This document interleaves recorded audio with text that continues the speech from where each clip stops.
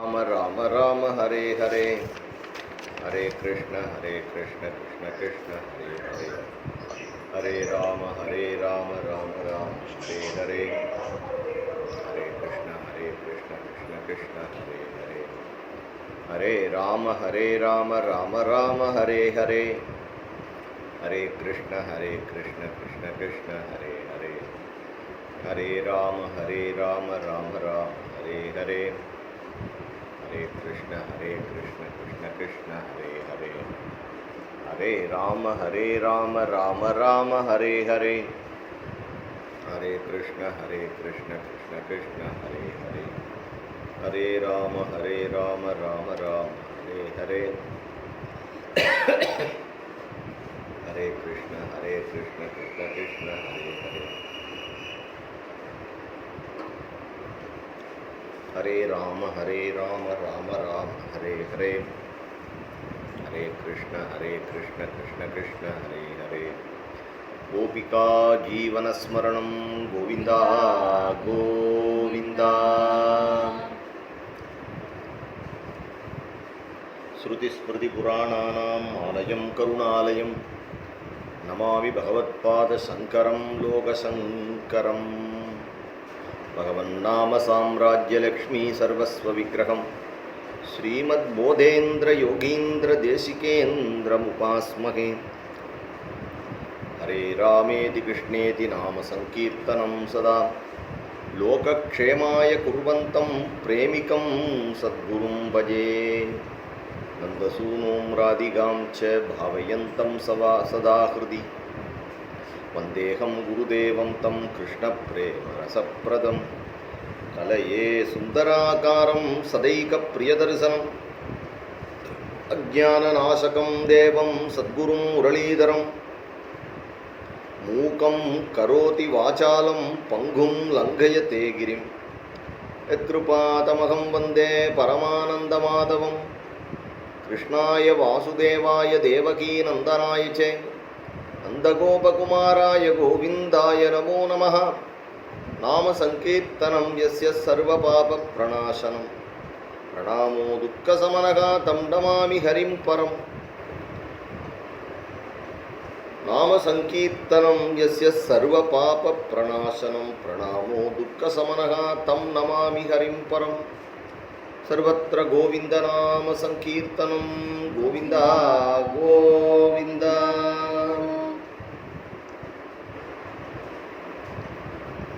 ஸ்ரீயப்பதியான பகவானுடைய ஒரு உயர்ந்த கிருபையினால இன்னைக்கு ஸ்ரீ அண்ணா அனுகிரகம் பண்ணின பக்தி பாட்டம் அப்படிங்கிற கிரந்தத்தை ஸ்மரணம் பண்ணக்கூடிய பாக்கியம் கிடைச்சிருக்கு. ஹரி ஸ்ரீ கிருஷ்ண பிரேமி மகாபிரபுனா விரச்சிதா ஸ்ரீ பக்தி பாட்டகா என்று நம்மளுடைய இந்த பிரேமிக சம்பிரதாயத்தில் பக்தியினுடைய பிரகரணங்களை ஸ்ரீ அண்ணா விளக்கிறார். ரொம்ப சுலபமான கிரந்தம், சின்ன கிரந்தம், ரொம்ப சுலபமான கிரந்தமாக இருக்கு, அழகான கிரந்தம். இது ஒரு எல்லாருக்கும் புரியும்படியான கிரந்தமாக இருக்கு. இந்த கிரந்தத்தை எடுத்து உபன்யாசம் பண்ணக்கூடிய பாக்கியம் நமக்கு கிடைச்சிருக்கு. இப்போ அந்த கிரந்தத்தை ஆரம்பிக்கிறார். இந்த கிரந்தத்தினுடைய பிரயோஜனம் என்ன அப்படின்னா, பக்தியினுடைய முறைகளை விளக்கணும் அப்படிங்கிறது பெரியவாளுடைய சங்கல்பம். அதனால் குருவை தியானம் பண்ணி ஆரம்பிக்கிறார். நஷ்டே சனாதனே தர்மே கலௌ கோரே பயாவகே நாம கீர்த்தனமாகாத்மியம் பிரகாசயிதுமாகதம். எப்பொழுதுமே மகான்கள் உலகத்தினுடைய ஒரு பரிஸ்திதிக்கு கவலைப்படுவார்கள். உலகம் இப்படி இருக்கே அப்படிங்கிறது அவளுக்கு ஒரு பெரிய ஒரு கவலை.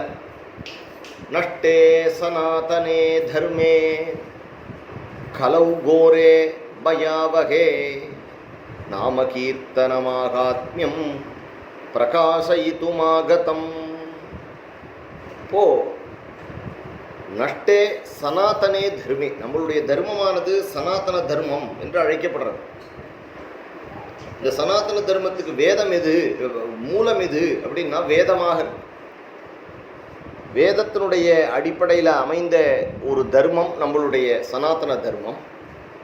இதுக்கு சனாதன தர்மம் அப்படின்னு பேர் வர்றதுக்கு காரணம் என்ன அப்படின்னா, இப்போ மற்ற மதங்கள், கிறிஸ்துவ மதமோ இல்லை ஒரு பௌத்த மதமோ முகமதிய மதமோ எந்த மதமும் இன்னாருக்கு பின்னாடி ஒருத்தர் அவதாரம் பண்ணினார், அவருக்கு பின்னாடி ஜீசஸுக்கு பின்னாடி கிறிஸ்டியானிட்டி அப்படிங்கிறது ஒரு 2000 வருஷத்துக்கான கதை. அதுக்கப்புறமா ஒரு 1300 1500 வருஷ கதை இஸ்லாமிய மதம். பௌத்த மதம் அதுக்கு கொஞ்சம் முன்னாடி, புத்தருக்கு பின்னாடி, வர்த்தமான மகாவீரருக்கு அப்புறமா ஜைனம் அப்படிங்கிற மதம். இப்படி ஒரு மனிதர் அவதாரம் பண்ணினார், ஜொராஸ்டர் அவதாரம் பண்ணினார், ஜொராஸ்ட்ரியனிசம் அப்படின்னு சொல்கிறார். இப்படி ஒவ்வொரு ஊரில் ஒவ்வொரு தேசத்தில் சில பல மகான்கள் அவதாரம் பண்ணி அவளுக்கு பின்னாடி ஏற்பட்டதான ஒரு மதம். ஆனால் நம்மளுடைய இந்த சனாதன தர்மம் யார் ஆரம்பிச்சா அப்படின்னு தெரியாத ஒரு பெருமை உடையதாக இருக்கு. சனாதனஹா என்றால் தோற்றுவாய் இல்லாதது என்று பொருள். எங்கேருந்து ஆரம்பிச்சுது அப்படின்னு யாராலையும் அறுதியிட்டு சொல்ல முடியாது. அப்படிங்கிறதுனால பகவானுக்கு சனாதனஹா என்று திருநாமம். அதுபோல இந்த தர்மத்தை யார் எங்கேருந்து இந்த தர்மம் உண்டாச்சுன்னா பகவான் ஹரியினிடத்திலிருந்து உண்டாச்சு. நஷ்டே சனாதனே தர்மே கலௌ கோரே பயாவகே நாம கீர்த்தனமாகாத்மியம் பிரகாசயிதுமாகதம். நஷ்டே சனாதனே தர்மே, சனாதன தர்மம் நஷ்டமாயிடுது. சனாதன தர்மம் நஷ்டமாகுமா அப்படின்னா காலக்கிரமேண அந்த தர்மத்துக்கு ஒரு க்ஷீணம் ஏற்படுறது. கிருதயுகம், திரேதாயுகம், துவாபர யுகம், கலியுகம் என்று ஒவ்வொரு விதத்தில் ஒவ்வொரு விதமான யோக்கியதைகள் இருந்தது அவளுக்கு. கிருதயுகத்தில் மனசை அடக்கி தியானம் பண்ணினார்கள், 10,000 வருஷம் தியானம் பண்ணினார்கள். அதுக்கு அடுத்தபடியாக துவாபர யுகத்தில், கிருதயுகம், திரேதா யுகத்தில் யாக யஜ்ஞாதி கிரியைகள் பண்ணினார்கள் பகவானை. அதுபோல துவாபர யுகத்தில் அர்ச்சனை, பூஜனை முதலிய விஷயங்கள்னால பகவானை உபாசனை பண்ணினார்கள். இப்போ கலியுகத்தில் எந்த தர்மமும் செல்லுபடியாகலை.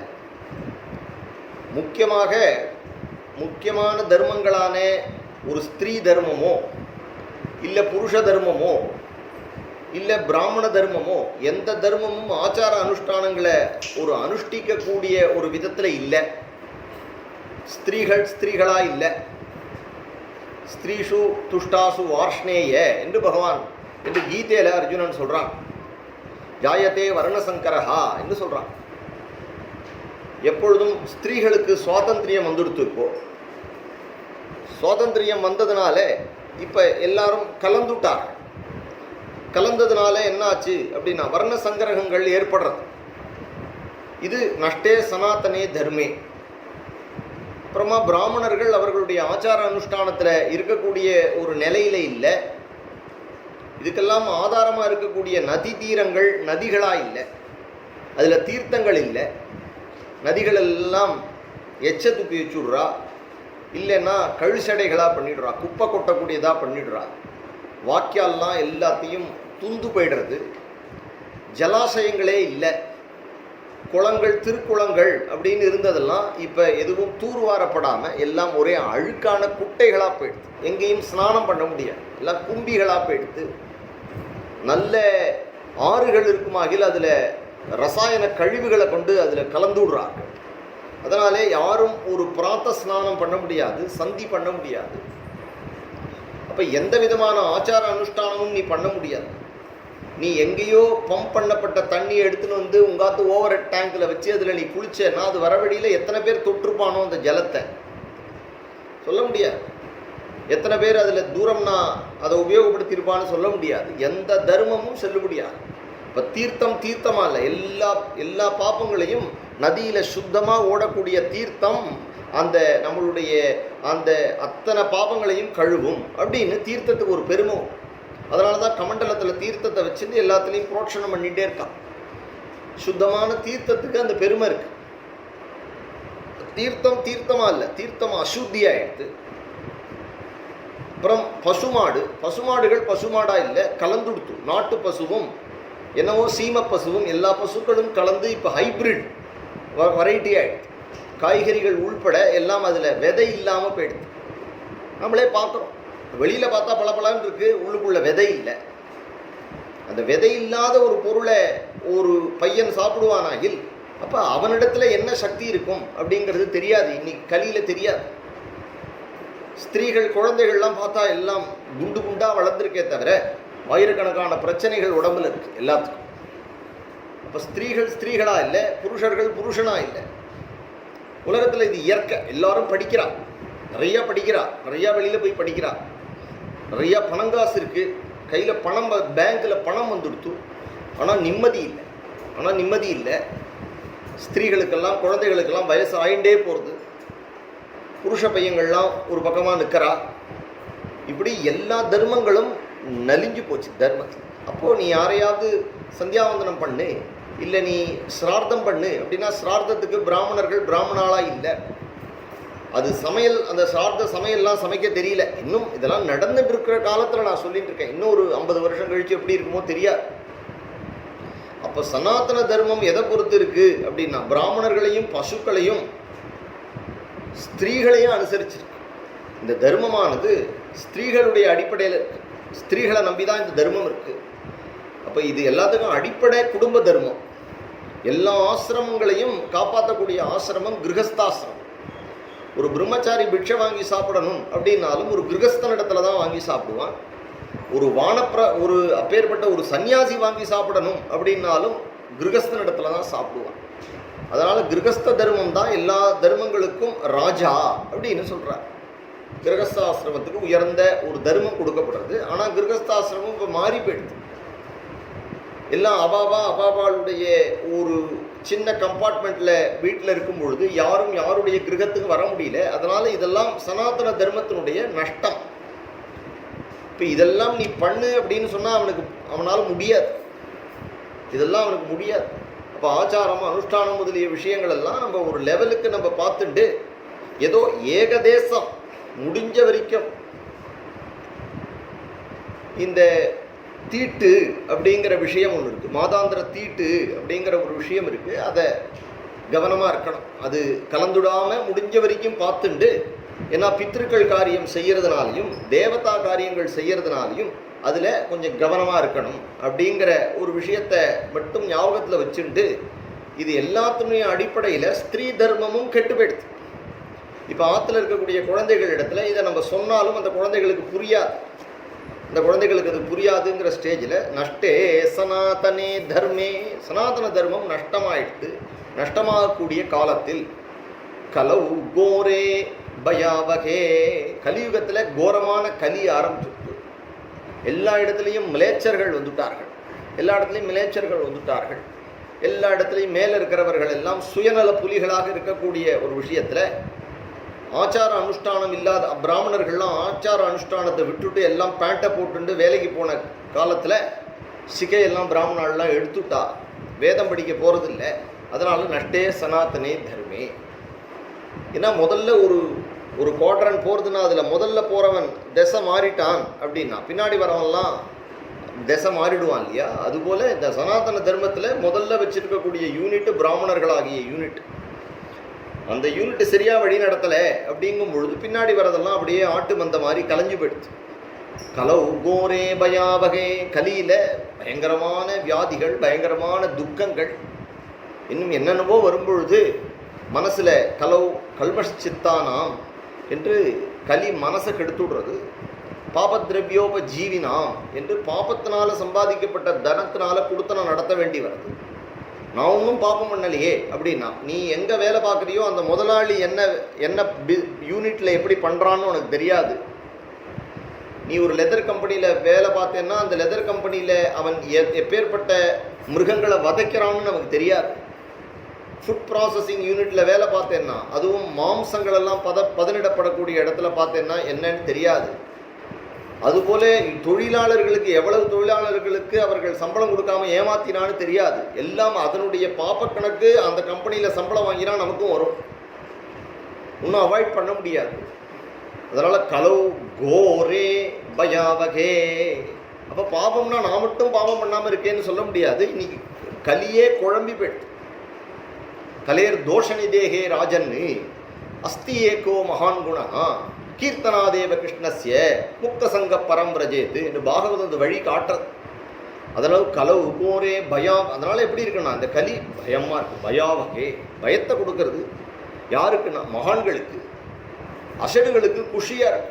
என்ன காரணம்னா எந்த தர்மமும் இல்லை, எந்த தர்மமும் இல்லை. என்ன காரணம் அப்படின்னா கொன்னா பாபம் தின்னா போச்சு அப்படின்னு நாளைய பற்றி நாளைக்கு பார்த்துக்கலாம், இன்னைக்கு கடன் வாங்குண்டாவது நெய் போட்டு சாப்பிடு அப்படின்னு நினச்சிட்டு எப்படியாவது இன்னைக்கு சாப்பிட்டா போதும், உடம்பை பார்த்துட்டா போதும் அப்படின்னு நினைக்கக்கூடிய உலகத்தில் கலவு கோரே பயாவகே. கலியில மந்தாகா சுமந்தமதையா மந்தவாக்யா விபத்ருதாகா என்று பாகவதம் சொல்றோம். எல்லாருக்கும் அல்பாயுஷாகா, இது பெரிய ஆயுசு கிடையாது. மருந்தினுடைய பலத்தில் வண்டி ஓடுறது, வில் பவர்னால வண்டி ஓடலை, ஆச்சார அனுஷ்டானத்தினால ஓடலை. கோரமான கலி. எல்லாரும் எப்படியாவது பணத்தை சேர்த்துடணும் அப்படிங்கிற விஷயத்துல தான் இருக்காளே தவிர யாருக்கும் தர்மத்தை செய்யணும், புண்ணியங்களை சம்பாதிக்கணும், இந்த லோகத்துக்கு அப்புறமா மேலே ஒரு லோகம் இருக்கு, அங்கே போய் நம்ம அதுக்கு பதில் சொல்லணும் அப்படிங்கிற எண்ணம் இல்லை. அதனால நஷ்டே சனாதனே தர்மே கலவு கோரே பயாவகே. அதனால பயமா இருக்கு, எல்லாருக்கும் பயமா இருக்கு. பயத்துக்கு காரணம் என்ன அப்படின்னா தர்மம் இல்லை. எப்போ தர்மம் இல்லையோ அப்போ பயம் வரும், சத்தியம் இல்லைன்னா பயம் வரும்.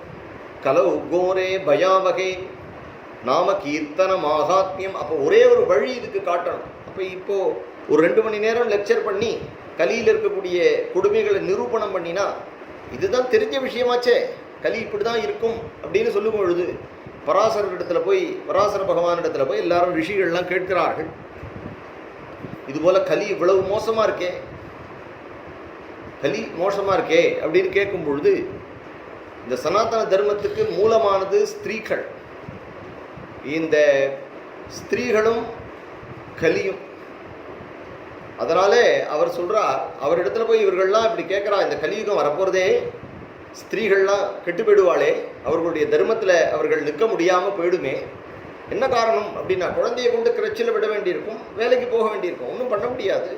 வயசான அப்பா அம்மா ஆற்றுல யாராவது சர்வீஸ் பண்ணுவாளான்னு எதிர்பார்த்துட்டு இருக்கும் பொழுது பணத்துக்காக போக வேண்டி வரும். வயசானவாள்லாம் 70-80 வயசு வரைக்கும் உழைக்க வேண்டி வரும். இதெல்லாம் கலியில் நடக்கும்.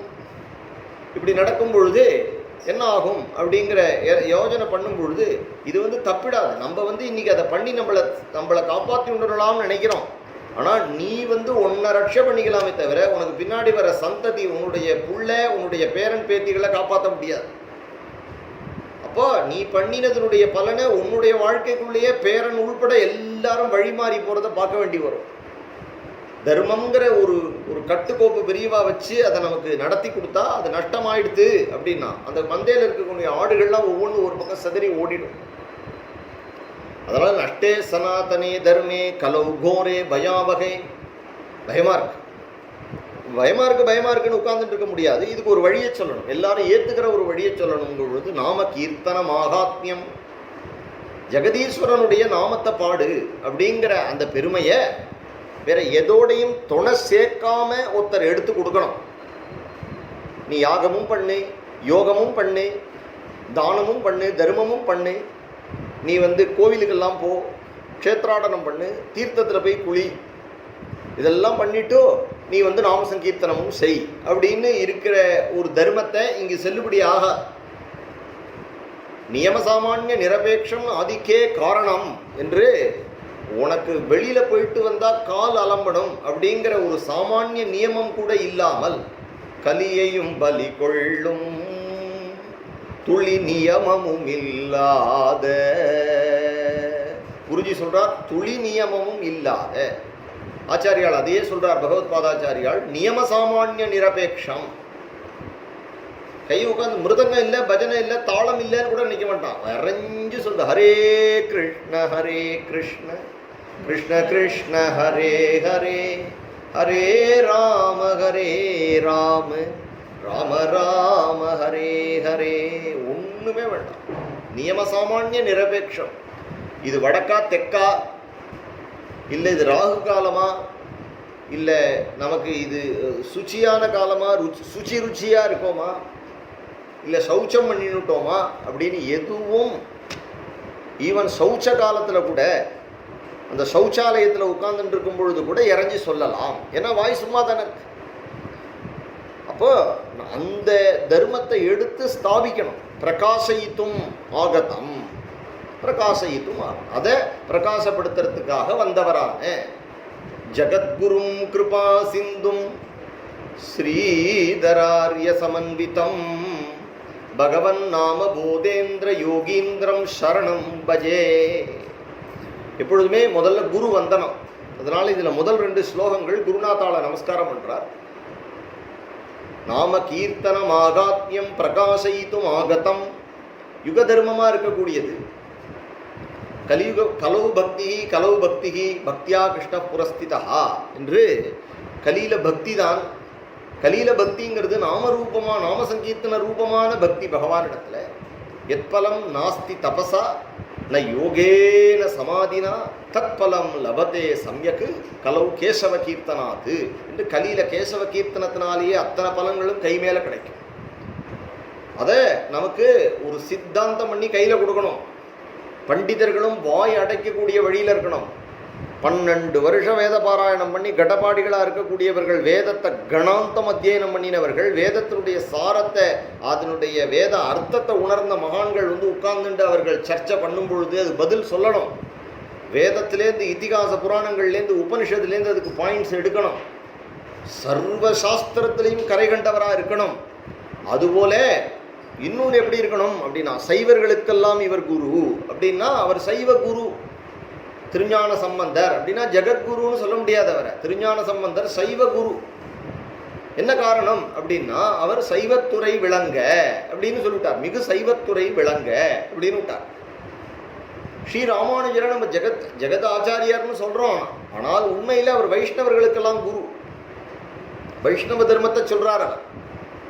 புரிஞ்சுதோ? அதனால வைஷ்ணவ தர்மத்தை சொல்றார்.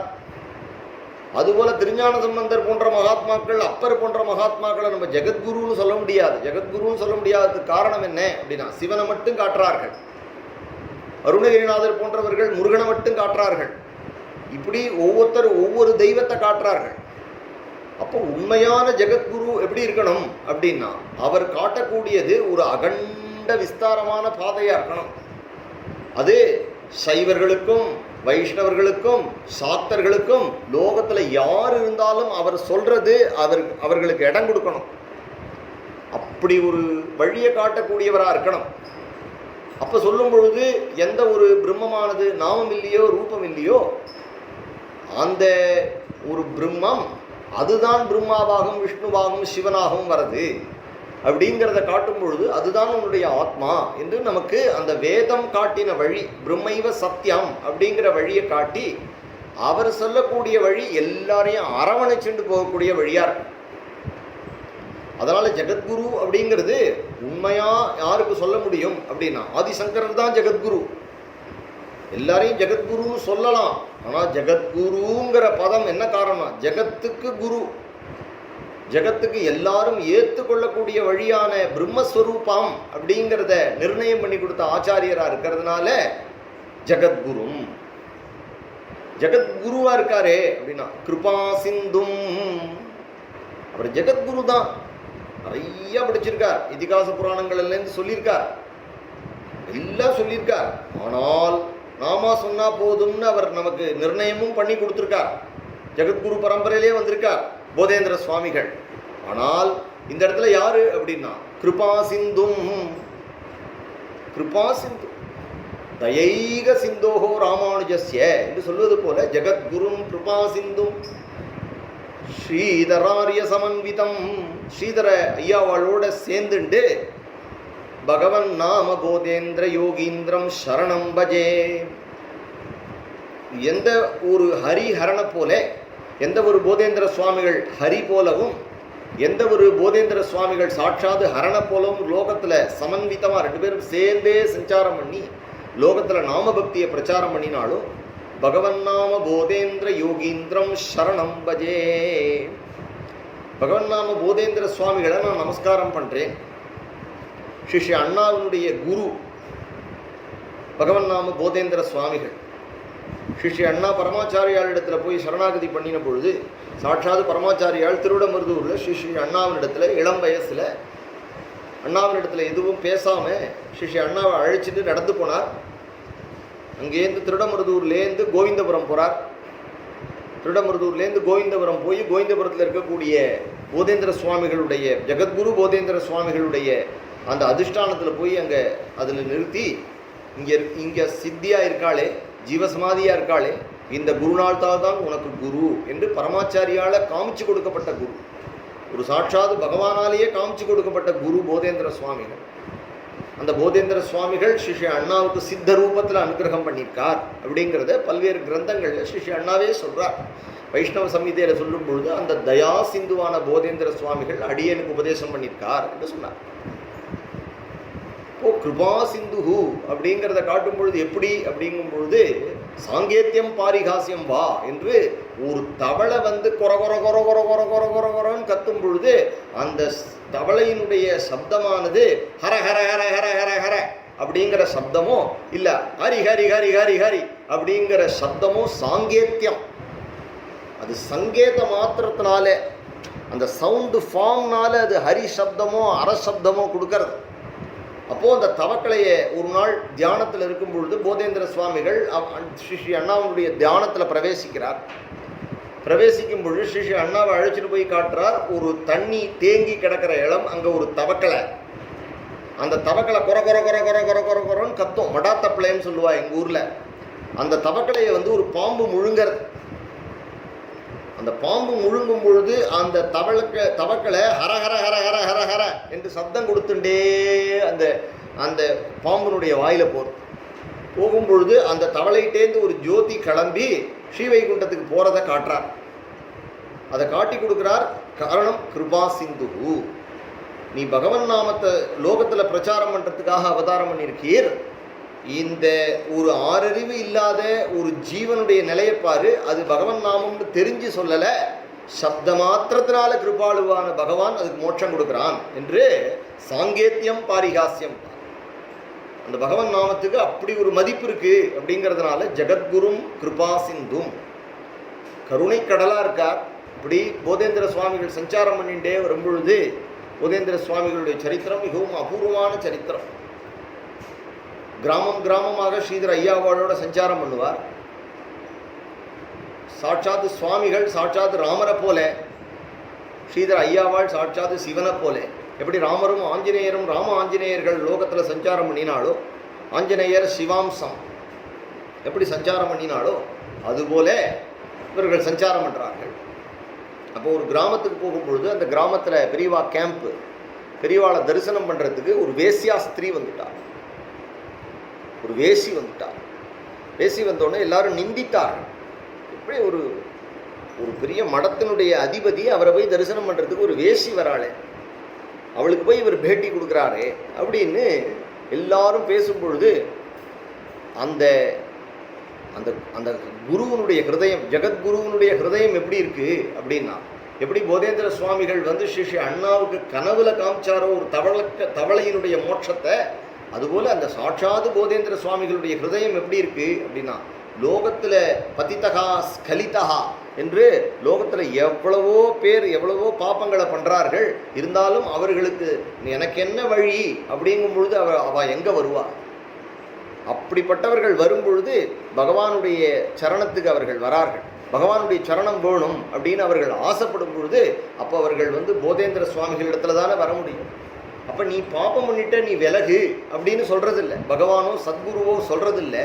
அவர் ஜெகத்குரு அப்படிங்கிற பதத்தை சொல்லும் பொழுது ஜகத்துக்கே குருவாக இருக்கிறதுனால அவளுக்கு யாருமே வேண்டியவா வேண்டாதவா கிடையாது. உடனே அந்த வேசையாஸ்திரியை தானே அவளை கூப்பிட்டு அவளுக்கு ராமநாமத்தை உபதேசம் பண்ணுறார். எல்லாரும் ரொம்ப நிந்திக்கிறார்கள். இப்படி ஒரு ஜெகத்குரு சன்னியாசியாக இருந்துட்டு ராமநாமத்தை ஒரு வேசியாஸ்திரிக்கு கொடுக்குறாரே அப்படின்னு நிந்திக்கிறார்கள். ஆனால் பெரியவாளுடைய ஹிருதயம் யாருக்கு புரியும்?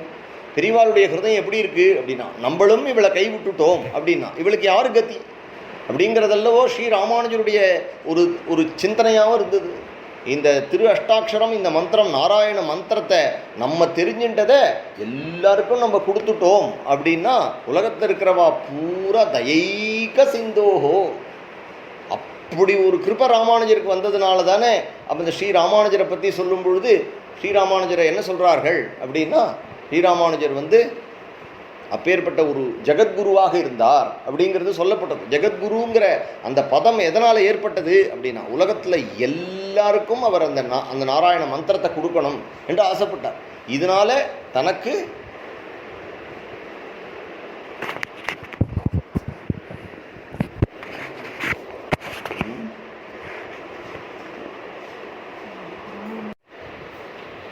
அதனால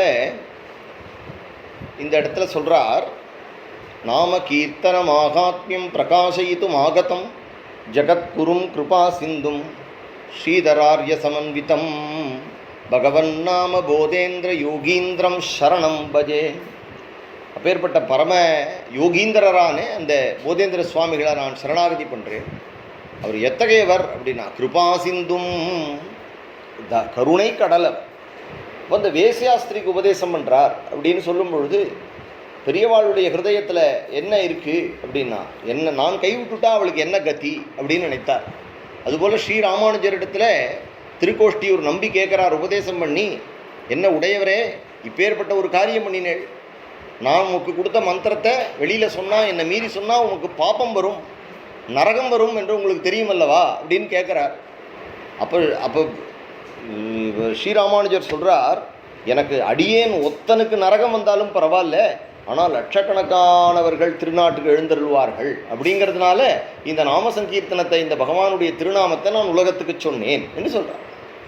அதனால் நாம கீர்த்தன மாகாத்மியம் பிரகாசயித்துமாகதம் ஜகத்குரும் கிருபா சிந்தும் ஸ்ரீதரார்ய சமன்விதம் பகவன் நாம போதேந்திர யோகீந்திரம் சரணம் பஜே.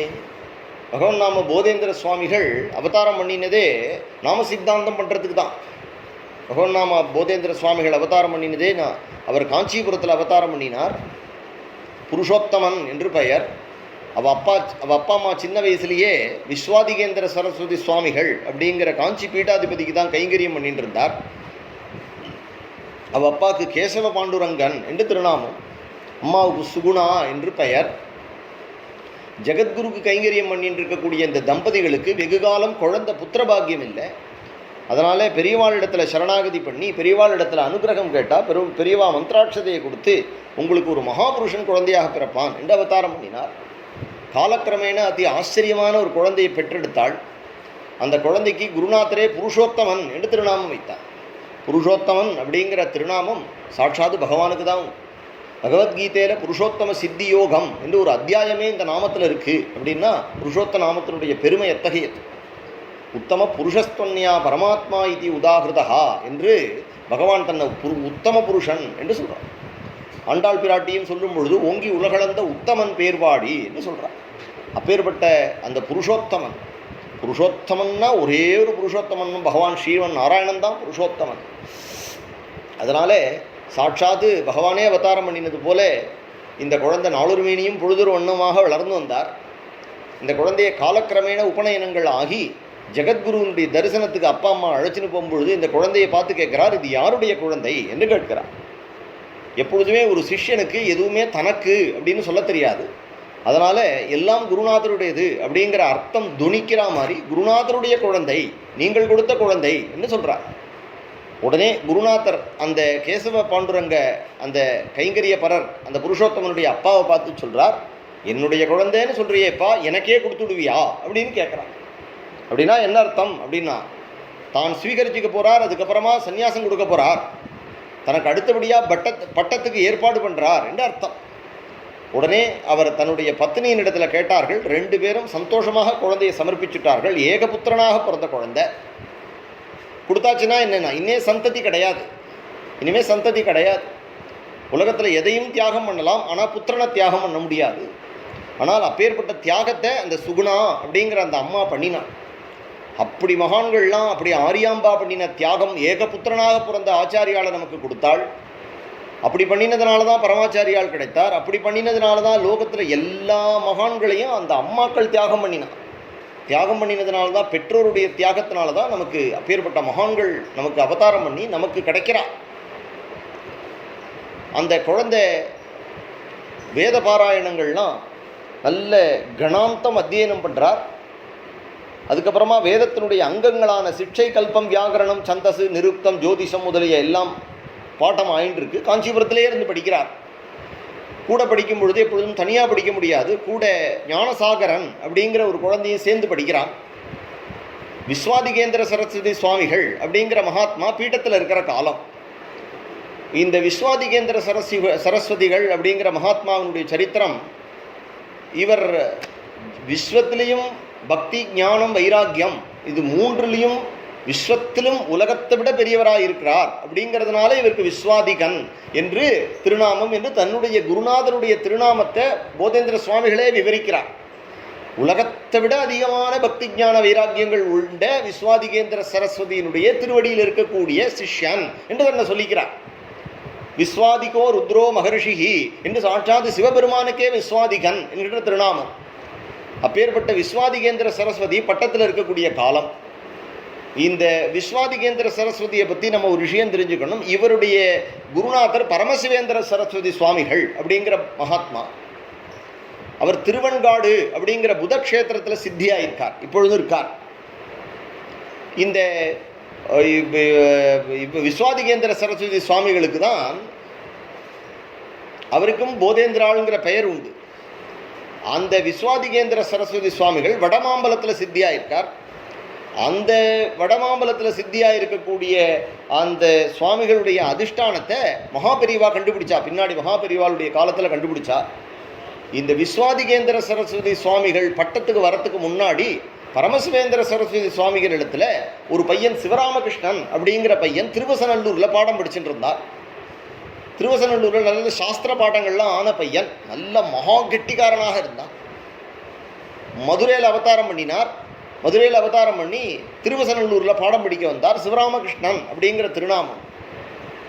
அவர் மேலே ரொம்ப பிரியம் ஏற்பட்டு பரமசிவேந்திர சுவாமிகள் தன்னிடத்தில் இழுத்துண்டு அவருக்கு சந்நியாசம் கொடுத்துட்டார். சந்நியாசம் கொடுக்கும் பொழுது அவர் கொடுத்த ஒரு நாமம் சதாசிவ பிரம்மேந்திராள் என்று கொடுத்துட்டார். அந்த சதாசிவ பிரம்மேந்திரால தான் அடுத்தது பட்டத்துக்கு கொண்டு வரணும் என்று பரமசிவேந்திர சரஸ்வதி சுவாமிகள் திட்டம் பண்ணினார். ஆனால் சதாசிவ பிரம்மேந்திரால் பகவானுடைய ஒரு சங்கல்பத்தினால உண்மத்த நிலையை அடைஞ்சுட்டார். அத்தியாசிரமியாக போயிட்டார். உடை உடுத்திக்கணும் அப்படிங்கிற எண்ணம் இல்லை, வயத்துக்கு சாப்பிடணும் அப்படிங்கிற எண்ணம் இல்லை, துவந்தங்கள் இல்லாத நிலைக்கு போயிட்டதுனால அவளால் மடத்தை நடத்த முடியாது. அப்பேற்பட்ட ஒரு ஜடபரதரை போல ஒரு யோகீஸ்வரராக போயிட்டார். உண்மத்த சன்னியாசியாக போயிட்டார், பரமஹம்சராக போயிட்டார்.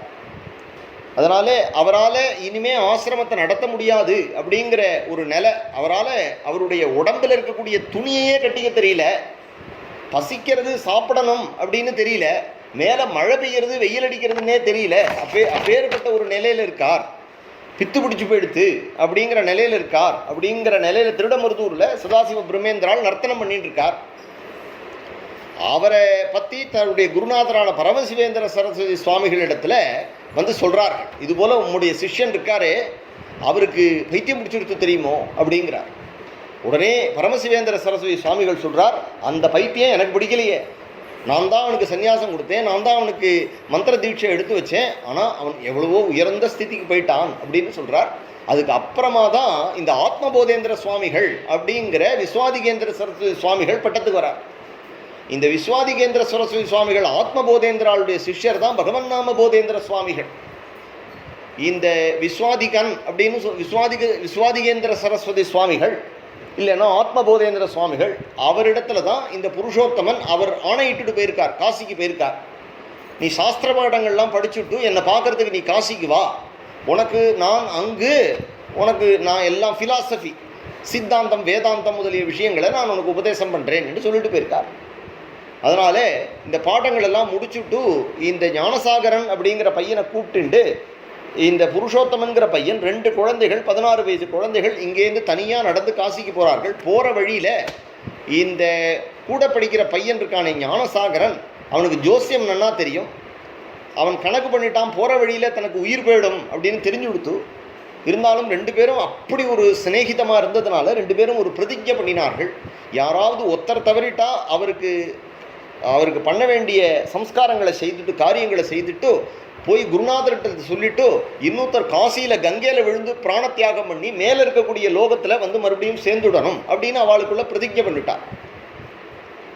இப்படி ஒரு அலௌகிகமான பிரதிஜை பண்ணுறதுலேயே இவர்கள் சாதாரணமானவர்கள் இல்லை அப்படின்னு தெரியறது.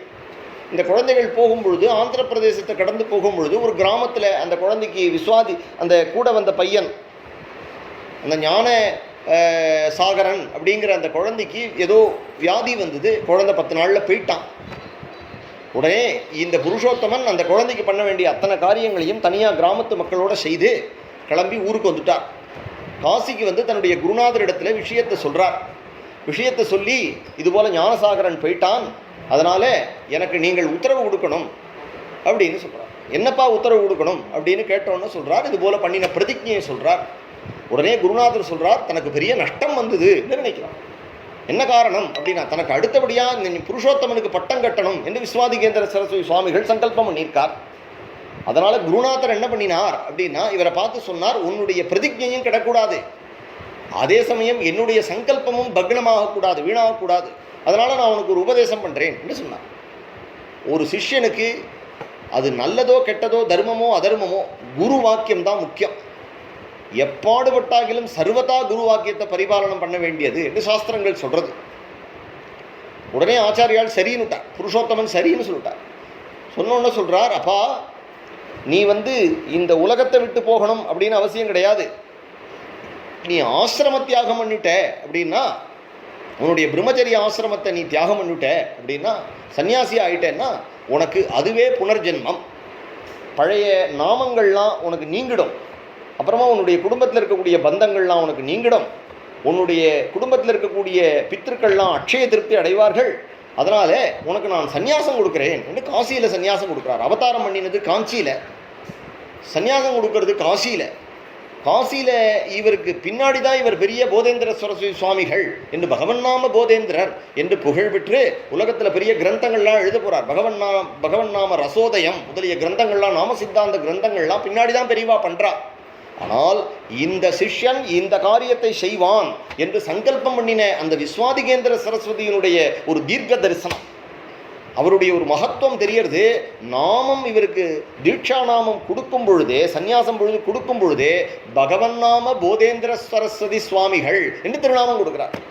கொடுக்கும் பொழுதே பகவன் நாம போதேந்திர சரஸ்வதி சுவாமிகள்னு கொடுக்குறார். கலிக்கு இந்த மகாத்மா தான் இந்த குரு பரம்பரையில் கலியில் மக்களை உத்தாரணம் பண்ண வந்த ஜெகத்குரு அப்படிங்கிறத நிர்ணயம் பண்ணி தன்னுடைய தபசு பூரா சிஷ்யனிடத்தில் கொடுக்குறார் விஸ்வாதிகேந்திர சரஸ்வதி சுவாமிகள்.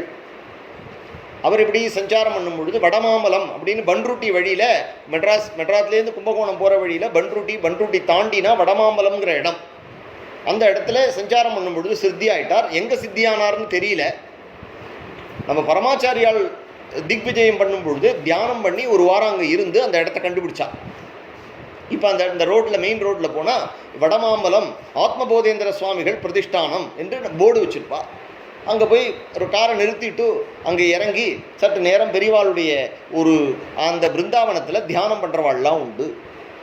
போதேந்திர சுவாமிகளுடைய குரு எதுக்காக சொல்கிறேன் அப்படின்னா, இந்த பரம்பரை குரு பரம்பரை சாட்சாது நாராயணம் பத்மபுவம் வசிஷ்டம் என்று சாட்சாது நாராயணனிடத்துலேருந்து கிளம்பி வருது, இல்லை ஜெகத்குருவாக இருக்கக்கூடிய பரமேஸ்வரனிடத்துலேருந்து கிளம்பி வருது. அப்படிங்கிறதுனால பேர்பட்ட கிருபா சிந்தும் லோகத்தில் சஞ்சாரம் பண்ணிட்டு வரார். லோகத்தில் சஞ்சாரம் பண்ணிட்டு வரும்பொழுது அவர் சொல்கிறார், நீ வந்து பகவன் நாமத்தினுடைய உன்னுடைய அவதாரமே பகவன் நாமத்தினுடைய பெருமையை நிர்ணயம் பண்ணுறதுக்கு தான். நீ படித்த அத்தனை படிப்பையும், நீ படித்த அத்தனை சாஸ்திரங்களையும், அந்த சத்தனை சாஸ்திரங்களுடைய சாரம் பகவன் நாமம் ராமநாமம் அப்படிங்கிறத லோகத்தில் நீ பிரகடனம் பண்ணணும். அதுக்கு நீ சித்தாந்த கிரந்தங்கள் எழுதணும் என்று குருநாதருடைய ஆக்ஞை. அதனால அதுக்கு முன்னாடி பகவன் நாம கௌமுதி அப்படிங்கிற கிரந்தத்தை நீ சம்பாதிச்சுக்கோ என்று சொல்கிறார். அந்த பகவன் நாம கௌமுதி அப்படிங்கிற கிரந்தத்தை லக்ஷ்மீதர கவி அப்படிங்கிற ஒரு மகாத்மா பூரி ஜெகநாதத்தில் எழுதினார். அவர் காலகதி அடைஞ்சுட்டார். அவருடைய புள்ள அந்த லக்ஷ்மீதர கவியினுடைய புத்திரர் ஜெகநாத கவி இருக்கார். லக்ஷ்மீதர கவியினுடைய மாமி, அந்த மாமி விதவா, அந்த மாமி இருக்கா, வயசான மாமி இருக்கா. அவாத்த தேடிண்டு புருஷோத்தம க்ஷேத்திரம் வரா. இவரே புருஷோத்தமன். பூர்வாசிரமத்தில் இவருக்கே புருஷோத்தமன் என் திருநாமம். இப்போதானே சன்னியாசி, இளம் சன்னியாசி, 16 வயசு, 16-18 வயசில் தண்டத்தை எடுத்துன்னு தனியாக ஏகாக்கியாக நடந்து வரார் லோகத்தில். நான் சொல்கிற காலம் எப்போ நடந்து நடந்து நடந்து நடந்து வந்து புருஷோத்தம க்ஷேத்திரம் வந்துட்டார்.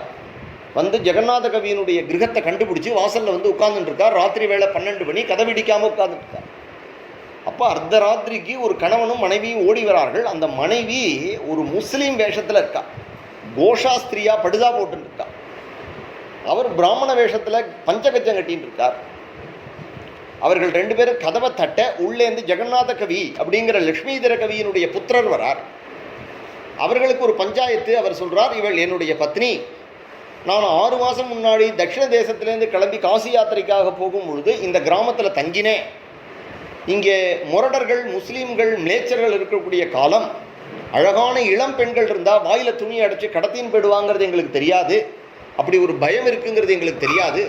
நாங்கள் யாதிரீச்சிகமாக ஒரு ஆற்று திண்ணையில் படுத்துன்னு இருந்தோம். அப்போது நடுராத்திரியில் என்னுடைய மனைவியை பலாத்காரம் பண்ணிட்டு கொண்டு போய் கொண்டு போயிட்டான். அவள் பிரஷ்டையாயிட்டா. இனிமேல் அவளை வச்சுன்னு கொடுத்தா நடத்த முடியாது. அந்த முஸ்லீம் அவளுடைய கூட்டத்தில் இவள் ஒரு 6 மாதம் இருந்துட்டா. அதனால் இவளுடைய ஆச்சாரங்கள்லாம் கெட்டு போயிடுத்து.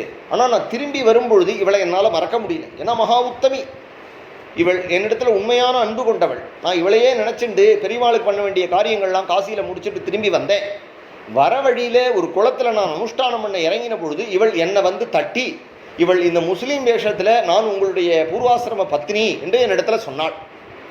நான் இங்கே இருக்கக்கூடிய அந்த மிளேச்ச பயத்தினால இவளை இழுத்துன்னு ஓடி வந்துட்டேன். இவளை என்னால் விடவும் முடியல. இவள் சொல்கிறாள், இனிமேல் நான் உங்களோட குடுத்தனம் நடத்த முடியாது, ஆனால் உங்கள் வீட்டில் ஒரு வேலைக்காரியாக இருக்கேன் அப்படின்னு சொல்கிறாள். இப்போது நான் இவளை அழைச்சின்னு ஊருக்கு போகிறதா இல்லை இவளை இப்படியே விட்டுட்டு போய்ட்றதா அப்படிங்கிறது நீங்கள் எனக்கு ஒரு தர்ம சாஸ்திரத்தை எடுத்து சொல்லணும். தர்மம் என்ன சொல்கிறது அப்படின்னு கேட்குறார் அந்த பிராமணன். அந்த இடத்துல சாட்சியாக போதேந்திர சுவாமிகள் உட்கார்ந்துருக்கார். பகவான் உட்கார்ந்துருக்கார், முன்னாடியே தயாராக உட்கார்ந்துருக்கார். உடனே அவர் அந்த ஜெகநாத கவி சொல்கிறார், இதுக்கு ஏன் நீங்கள் வருத்தப்படுறீள்? அப்பா என்ன சொல்லியிருக்கா தெரியுமா? ராம ராம ராமா அப்படின்னு 3 தடவை சொல்லுங்கோ, ஸ்நானம் பண்ணுங்கோ, சொல்லிண்டே ஸ்நானம் பண்ணுங்கோ, சர்வ பாப்பங்களும் உங்களை விட்டு போயிடும். இவளை அழைச்சின்னு ஊருக்கு போங்கோ, குடுத்தனம் பண்ணுங்கோ.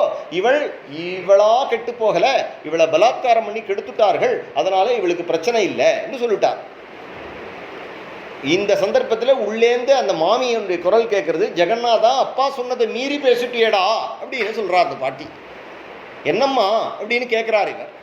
அப்பா எப்பேற்பட்ட பாபத்துக்கும் ஒரு தடவை தானே ராமநாமா சொல்லுவார், நீ எதுக்கு 3 தடவை ராமநாமா சொன்னேன் அப்படின்னு கேட்கிறா. தர்மம் சாஸ்திரம் ஒரு ராமநாமம் தான் இல்லையா? ஒரு ராமநாமம் தான். நாம்னோஸ்தி யாவதி சக்தி பாப நிர்ஹரணே ஹரேஹே தாவத் கர்த்தும் ந சக்னோதி பாதகம் பாதகி ஜனாஹா அப்படின்னு ஒரு ஸ்லோகம். என்னன்னா, ஒரு ஹரிநாமத்தினால பொசுக்க முடியாத பாபத்தை உலகத்தில் இருக்கக்கூடிய அத்தனை மனிதர்களும் சேர்ந்துண்டு செஞ்சா கூட அவளால் செய்ய முடியாது. நாம்னோஸ்தி யாவதி சக்தி பாப நிர்ஹரணே ஹரேஹே, பாபத்தை அழிக்கக்கூடிய விஷயத்துல ஒரு ஹரிநாமத்துக்கு இருக்கக்கூடிய சக்தியை மீறக்கூடியது.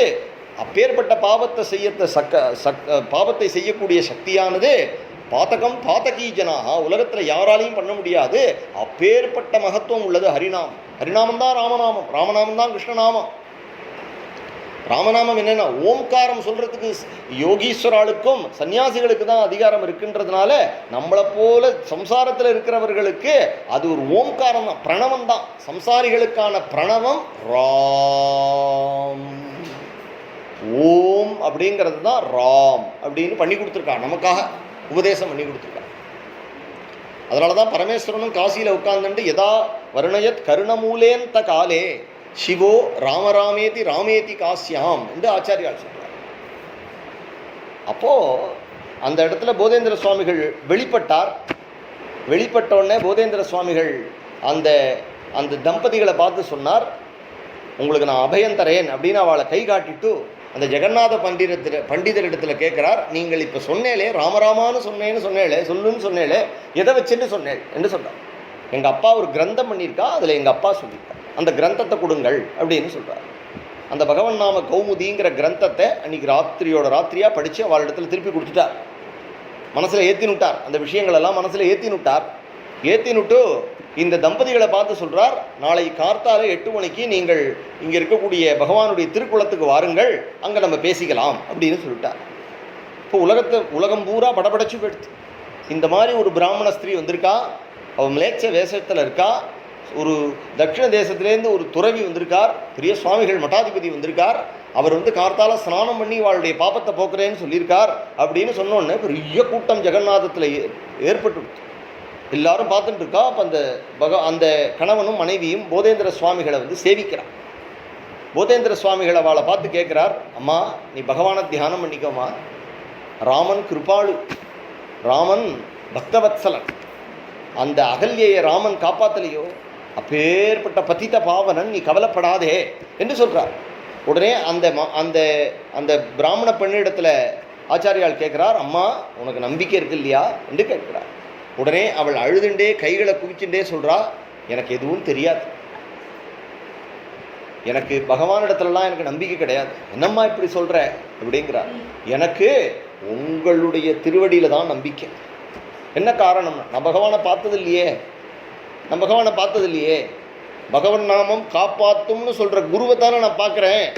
அதனால் ஜெகத்குரும் கிருபா சிந்தும், அப்பேற்பட்ட கிருபா சிந்துவான உங்களை நம்புகிறேன், உங்களுடைய திருவடி தான் கதி எனக்கு, அதனால் நீங்கள் என்ன ரட்சிங்கோ என்று அந்த பெண் கதறிண்டே காலில் விடுறா. நீ கவலைப்படாதே என்று அபயம் கொடுத்துட்டார்.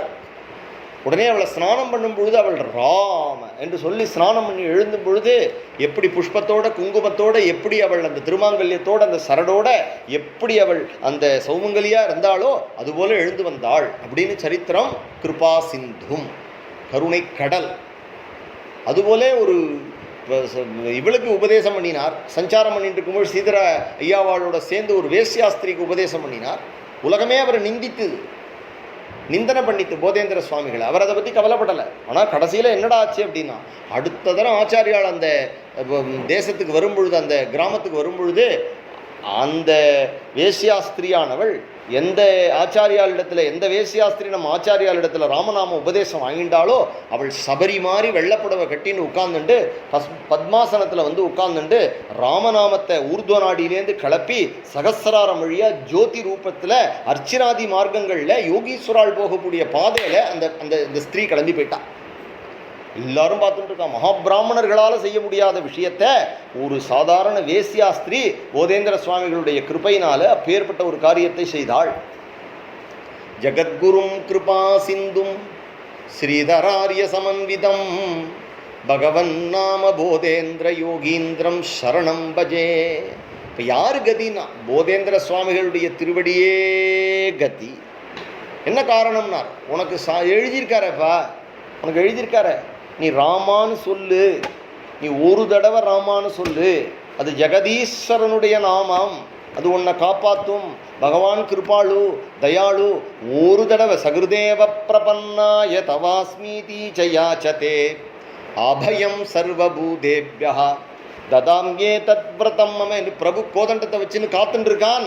நீ ராமா அப்படின்னு ஒரு தடவை சொல்லிட்டேன்னா பிரபு கவலைப்படுறான் உன்னை பற்றி, உன்னை காப்பாற்றணுமே, உன்னுடைய க்ஷேம லாபங்களை பற்றி அந்த பிரபு கவலைப்படுறான். அப்பேற்பட்ட ஒரு கருணை கடலான் ராமன் இருக்கும் பொழுது நீ ஏன் கவலைப்படுற என்று நமக்கு சித்தாந்தம் பண்ணி கையில் கொடுத்துட்டார் போதேந்திர சுவாமிகள். இப்போ வேற யாரை போய் நீ அண்டுவ? நீ யாகம் பண்ணு, யோகம் பண்ணு, பிராணாயாமம் பண்ணு, உன்னுடைய புருவத்துக்கு மத்தியில் தியானம் பண்ணு. என்ன பண்ண முடியும் உன்னால்? என்ன பண்ண முடியும்? கண்டிப்பாக முடியாது. 100 பேரில் யாரோ 10 பேர் மகானுபாவர்களுக்கு தியானம் கைகூடும், 5 பேருக்கு கைகூடும். 5 பேர் 10 பேர் முயற்சி பண்ணால் அதில் ஒருத்தர் 2 பேருக்கு கைகூடும். எவ்வளோ பேரால் தியானம் பண்ண முடியும்? எவ்வளோ பேரால் ஜபம் பண்ண முடியும்? பண்ண முடியாது. ஒரே ஒரு வழி, சுலபமான வழி காட்டணும். ஆனால் எல்லாராலையும் செய்யக்கூடிய வழியாக இருக்கணும். அமூக லோக சுலபகா அப்படின்னு சொன்னார் இந்த லக்ஷ்மிதர கவி சொன்னார். அமூக லோக சுலபகன்னா ஊமை இல்லாமல் இருக்கணும்னு அர்த்தம். ஊமை இல்லாமல் வாய் இருக்கிற மாத்திரம் நாக்கு இருக்கணும், ராமான்னு சொல்ல தெரியணும். ராமான்னு சொன்னா, நாக்கு இருக்கு ராமா அப்படின்னு சொன்னா கண்டிப்பா மோட்சம் உண்டு அப்படிங்கிறத சித்தாந்தம் பண்ணி கொடுத்துட்டார். கிருபா சிந்து தானே. இவரை போல தயாளு கிருபாளு உலகத்தில் உண்டோ? நீ இதே பரம்பரையில் ஆதிசங்கரர் வந்தார், ஞானம்தான் மோட்ச சாதனம், ஞானத்துக்காக நீ முயற்சி பண்ணணும், ஞானத்துக்காக நீ கர்மயோகம் பண்ணணும், தியானம் பண்ணணும், இல்லைன்னா விவேகம் ஆத்ம அனாத்ம விவேச்சனம் பண்ணணும் அப்படின்னு சொல்லி உனக்கு அப்படி சொல்லும் பொழுது அதே பரம்பரையில் ஒரு ஆச்சாரியால் ராமான்னு சொல்லுடா, உனக்கு கர்மயோகத்துக்கான யோக்கியத்தை, ஞான யோகத்துக்கான யோக்கியத்தை, பக்தி யோகத்துக்கான யோகியத்தை மூணுத்தையும் ராமநாமமே கொடுக்கும் அப்படிங்கிறார். ராமநாமமே கொடுக்கும்னு உனக்கு சித்தாந்தம் பண்ணி கொடுத்துட்டு போயிட்டார். அவர் தானே கிருபா சிந்து தயைக சிந்தோஹோ அப்படிங்கிற அந்த ஜெகத்குரும் கிருபா அந்த கான்டெக்ஸ்டில் ஜெகத்குரு அவர் சொல்லக்கூடிய அந்த வழியானது பிராணிகளுக்கு கூட செல்லுபடியா. ஒரு தவக்களை கூட ஹர ஹர ஹரன்னு கத்திட்டுன்னா அதுக்கு மோட்சம் உண்டு, மோட்சம் உண்டு. ஜெகத்குரும் கிருபா சிந்தும் ஸ்ரீதராரிய சமன்விதம். அப்போது போதேந்திர சுவாமிகள் சஞ்சாரம் பண்ணிட்டு இருக்கும் பொழுது ஒரு இடத்துல அவருக்கு தான் சித்தாந்தங்கள்லாம் பண்ணிட்டார். பண்டிதர்கள் நிறைய படித்தவர்கள்லாம் வாயை அடைக்கும்படியாக சித்தாந்தம் பண்ணிட்டார். இப்போ அடுத்தது என்ன இருக்குது அப்படின்னா, ஒரு ஆற்றுல அவர் ஒரு கிராமத்துக்கு போயிருக்கார். அந்த கிராமத்தில் ஒரு குடும்பத்தில் இருக்கக்கூடியவா இவர் இடத்துல ரொம்ப பக்தியாக இருக்கான். அந்த குடும்பத்தில் ஒரு ஊமை பையன் இருக்கான். அது ஆச்சாரியாளுக்கு தெரியாது. ஆச்சாரியாலை அன்னைக்கு பிட்சைக்கு கூப்பிட்டுருக்கா. ஆச்சாரியாலை வாத்துக்கு போய் அந்த மாமாக்கும் மாமிக்கும் முன்னாடியே ராமநாம தீட்சை கொடுத்துட்டார். யார் ராமநாம ஜெபம் பண்ணுறாளோ வாத்தில் தான் பிட்சை எடுத்துப்பார். நிறையா ஸ்ட்ரிக்டாக சொல்லியிருக்கார், ராமநாமம் சொல்லாதவனிடத்தில் பொண்ணு கொடுக்காதே, ராமநாமம் சொல்லாத குடும்பத்தில் பொண்ணு எடுக்காதே, அவனோட பழகாதே என்றெல்லாம் அவர் எழுதியிருக்கார். அப்படி ராமநாம தர்மத்தை அவர் ரக்ஷிதா சொஸ்ய தர்மஸ்ய சொஜனஸ்ய ரக்ஷிதா, யார் ராமநாமம் சொல்கிறானோ அவன்தான் என்னுடைய சொஜனம், அவனை நான் ரட்சிப்பேன் என்று ராமரை போல சொல்கிறார். அதனால அவளுக்கு அந்த ராமநாம தீட்சையை கொடுத்தார். அவள் யதாசக்தி ராமநாமத்தை ஜெபம் பண்ணிட்டு அன்றைக்கி பவித்திரமாக ஆச்சாரியாளுக்கு தலிகை பண்ணியிருக்கா. ஆச்சாரியால் இன்றைக்கி பிட்சை எடுக்கிறதுக்காக ஆற்றுக்கு வந்திருக்கார். வாத்தில் ஒரு குழந்தை, ஊமை குழந்தை, பெரியவா வந்திருக்காளேன்னு சொல்லிட்டு ஒரு ரூமில் போட்டு அவனை அடைச்சிருக்கா. அந்த குழந்தை அங்கே இருக்கக்கூடிய ஜன்னல் வழியாக கரைமறைன்னு கத்துறான், அப்படி பார்க்குறான், கை காட்டுறான், ஜாடை காட்டுறான், எனக்கு சாப்பிட வேணும் அப்படிங்கிறான். ஆச்சாரியால் பிட்சை பண்ணுறதுக்காக வந்த ஆச்சாரியால் பிட்சைக்கு உட்காந்துட்டு ராமா அப்படின்ட்டு பார்த்தா அந்த குழந்தை அங்கேருந்து ஜாடை காட்டுறான். தயையே வடிவமான ஆச்சாரியாளுக்கு அவனை பார்த்தோன்னே அந்த குழந்தை யாரு அப்படின்னு கேட்குறார். உடனே அவள் சொல்கிறா, நம்ம மாற்று குழந்தை தான், அவனுக்கு என்ன, ஏன் அவனை அடைச்சி வச்சிருக்கேன்? ஒன்றும் இல்லை சுவாமி, நீங்கள் சாப்பிடுங்க, ஆகாரம் எடுத்துங்க, அப்புறம் சொல்கிறேன். இல்லைப்பா எனக்கு சொல்லு அப்படிங்கிறார். அவன் சொல்கிறான், எங்களுடைய ஒரு கர்மா, எங்கள் குடும்பத்தில் அந்த குழந்தை ஊமையாக பிறந்துட்டான், அவனுக்கு பசிக்கிறது போல இருக்குது, உங்களுக்கு பிட்சை இட்டுவிட்டு அவனுக்கு ஆகாரம் கொடுக்கலான்னு நினச்சிட்டு இருக்கோம், அதனால் குழந்தைய நாங்கள் உள்ளே வச்சுருக்கோம் அப்படின்னு சொன்னான். உடனே அந்த குழந்தையை பார்த்து இவருக்கு கிருபையினால் உடனே அழுக. ஏன் அழுக வந்ததுன்னா, அமூக்க லோக சுலபமானு எழுதியிருப்பாங்க.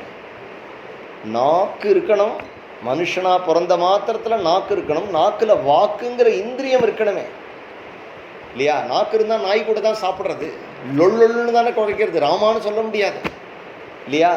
நாயால் நமச்சிவாயம் சொல்ல முடியுமான்னு கேட்குறார் நந்தனார். மிண்டர் பாய்ந்துன்னும் சோற்றை விலக்கி நாய்க்கிடுவி நீரே என்று ஆழ்வார் சொல்கிறார். அதனால் அந்த இடத்துல சொல்கிறார், எனக்கு இந்த குழந்தைக்கு நான் என்ன வழி, நான் இவ்வளவு வழி உலகத்தில் இருக்கிறவாளுக்கெல்லாம் நான் வியாக்கியானம் பண்ணினேனே, இந்த குழந்தைக்கு என்ன வழி என்று கண்ணில் ஜலம் விடுறார். உடனே அந்த கிரகஸ்தர் நமஸ்காரம் பண்ணி, பெரியவா என் குழந்தையை பற்றி கவலைப்பட்டதே போராதா, என் குழந்தை க்ஷேமமாக இருக்க மாட்டானா என்று அவர் நினச்சிட்டே இருக்கும்பொழுது ஆச்சாரியாளுக்கு ஆகாரம் இறங்கலை. என்னென்னா, நம்ம ராமநாமம் சொன்னால் மோட்சம் உண்டுன்னு எழுதியிருக்கோம், ஆனால் ஊமையாக இருக்கிறவா எப்படி சொல்லுவா, இவாளுக்கு என்ன கதி, இவனால் காதில் கேட்கலாம்னா காதும் செவிடு, வாயும் ஊமை, செவிட்டு ஊமையாக இருக்கிறவன் என்ன பண்ணுவான் அப்படின்னு நினச்சிண்டு ஆச்சாரியாள் அந்த கையை உதறிட்டு ஏதோ சாப்பிட்டோன்னு பேர் பண்ணிவிட்டு அப்படி எழுந்து அந்த குழந்தைய கருணையோடு அவனை அப்படி கட்டாட்சம் பண்ணிவிட்டு தண்டத்தை எடுத்துட்டு இப்படி கிளம்பினாள் வெளியில். எல்லாரும் நமஸ்காரம் பண்ணுறதுக்காக வருவா இல்லையா, அதனால் அந்த குழந்தைய நமஸ்காரம் பண்ணுறதுக்காக அழைச்சின்னு வரான். அந்த குழந்தை கிடுகிடுன்னு ஓடினவன், கையை உதறிண்டே ஓடினவன் ஓடி போய் ஆச்சாரியாளுடைய உச்சிஷ்டம் இலையில மிச்சம் இருந்தது, அந்த இலையில இருந்ததை எடுத்து ஏதோ ஒரு பதார்த்தத்தை எடுத்துன்னு இப்படி அந்த குழந்தை வாயில போட்டோன்னா ராம ராம ராம ராம ராம ராமன் ஜபம் பண்ண ஆரம்பிச்சான். அப்படி ஒரு ஊம பையனை தன்னுடைய யோக பிரபாவத்தினால யோக பிரபாவம்னா நேத்திக்கே சொன்னேன், சித்திகள் கிடையாது, அவளுடைய கிருபை, கருணை. அந்த கருணையினால என்ன பண்ணினாராம், அந்த குழந்தைக்கு ராம ராம ராம ராம ராம ராமன்னு வாயில சரளமாக வந்துருச்சு. அவன் ஆச்சாரியாளுடையே இருக்கான்.